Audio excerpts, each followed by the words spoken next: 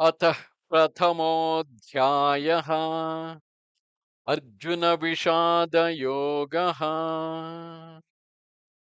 धृतराष्ट्र उवाच धर्मक्षेत्रे कुरुक्षेत्रे समवेतायुयुत्सवः मामकाः पाण्डवाश्चैव किमकुर्वत सञ्जय।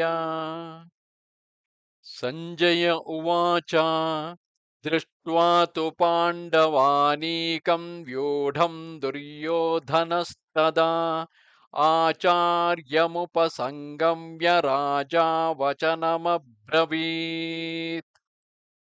पश्यैतां पाण्डुपुत्राणाम् आचार्यमहतीं च मूं व्यूढां द्रुपदपुत्रेण तव शिष्येण धीमता। अत्र शूरा महेश्वासाः भीमार्जुनसमायुधि युयुधानो विराटश्च द्रुपदश्च महारथः। दृष्टकेतुश्चेकितानः काशीराजश्च वीर्यवान् पुरुजित् कुन्तिभोजश्च शैब्यश्च नरपुङ्गवः।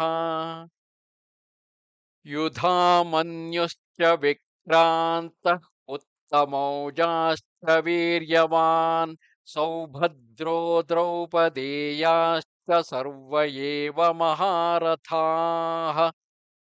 अस्माकं तु विशिष्टाये तान्निबोध द्विजोत्तमा नायका मम सैन्यस्य संज्ञार्थं तान् ब्रवीमि ते। भवान् भीष्मश्च कर्णश्च कृपश्च समितिञ्जयः अश्वत्थामा विकर्णश्च सौमदत्तस्तथैव च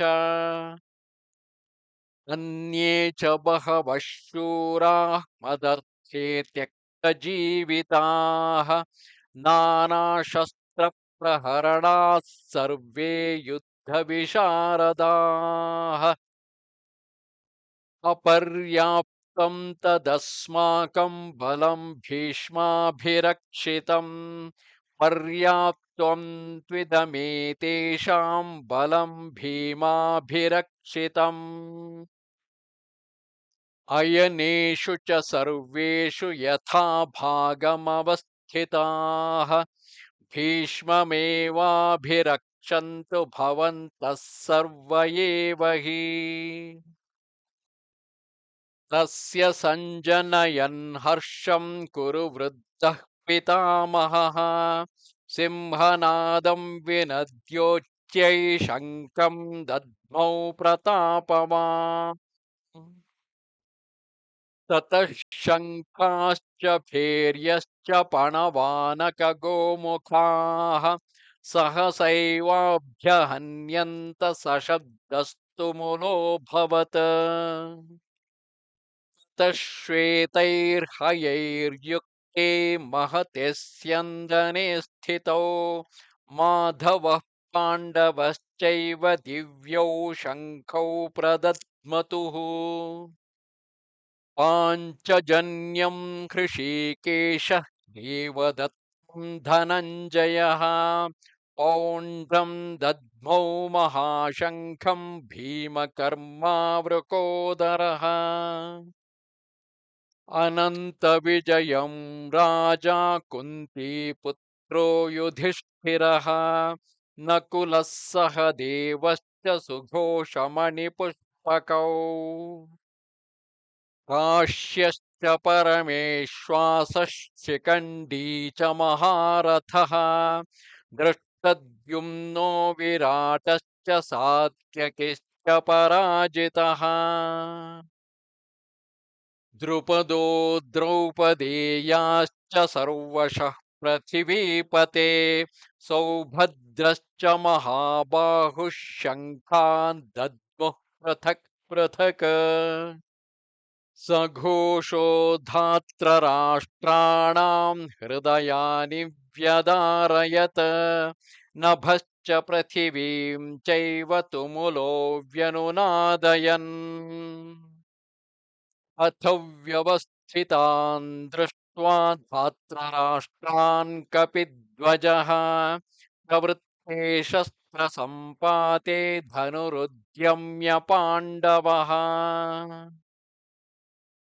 हृषीकेशं तदा वाक्यम् इदमाह महीपते अर्जुन उवाच सेनयोरुभयोर्मध्ये रथं स्थापयमेच्युता यावदेतान्निरीक्ष्येऽहं योद्धुकामानवस्थिताम् कैर्मया सह योद्धव्यम् अस्मिन् रणसमुद्यमे योत्स्यमानानवेक्ष्येऽहं ययेतेऽत्र समागताः धार्तराष्ट्रस्य दुर्बुद्धे युद्धे प्रियचिकीर्षवः सञ्जय उवाच एवमुक्तो हृषीकेशः गुडाकेशेन भारत सेनयोरुभयोर्मध्ये स्थापयित्वा रथोत्तमम् भीष्मद्रोणप्रमुखतः सर्वेषां च महीक्षिताम् उवाच पार्थ पश्यैतां समवेतान् कुरूनिति तत्रापश्यत् स्थितान् पार्थः पितॄनथ पितामहान् आचार्यान् मातुलान् भ्रातॄन् पुत्रान् पौत्रान् सखींस्तथा श्वशुरान् सुहृदश्चैव सेनयोरुभयोरपि तान् समीक्ष्य स कौन्तेयः सर्वान् बन्धूनवस्थितान् कृपया परयाविष्टः विषीदन्निदमब्रवीत् अर्जुन उवाच दृष्ट्वेमं स्वजनं कृष्ण युयुत्सं समुपस्थितम् सीदन्ति मम गात्राणि मुखं च परिशुष्यति वेपथुश्च शरीरे मे रोमहर्षश्च जायते गाण्डीवं स्रंसते हस्तात् त्वक्स्यैव परिदह्यते न च शक्नोम्यवस्थातुं भ्रमतीव च मे मनः निमित्तानि च पश्यामि विपरीतानि केशवा न च श्रेयोनुपक्ष्यामि सत्त्वा स्वजनमाहवे न काङ्क्षे विजयं कृष्ण न च राज्यं सुखानि च किन्नो राज्येन गोविन्द किं भोगैर्जीवितेन वा येषामर्थे काङ्क्षितं नः राज्यं भोगाः सुखानि च त इमेव स्थिता युद्धे प्राणां त्यक्त्वा धनानि च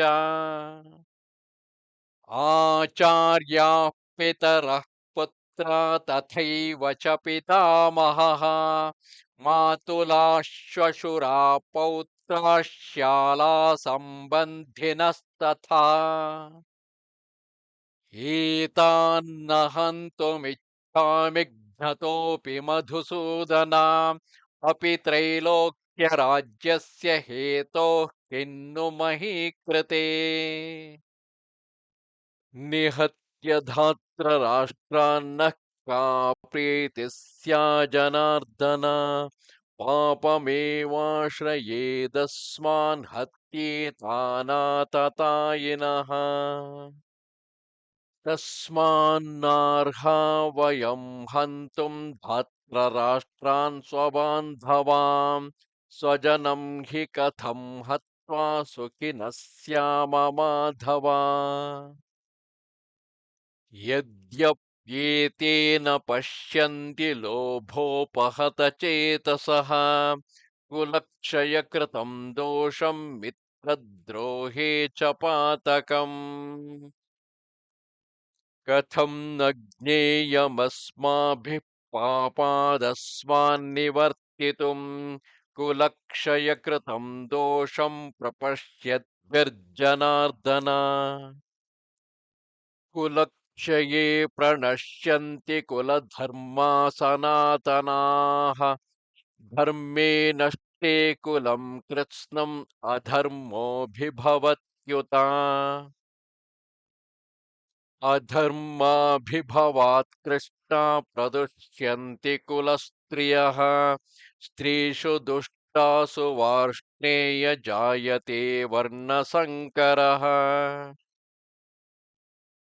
सङ्करो नरकायैव कुलघ्नानां कुलस्य च पतन्ति पितरो ह्येषां लुप्तपिण्डोदकक्रियाः दोषैरेतैः कुलघ्नानां वर्णसङ्करकारकैः उत्साद्यन्ते जातिधर्माः कुलधर्माश्च शाश्वताः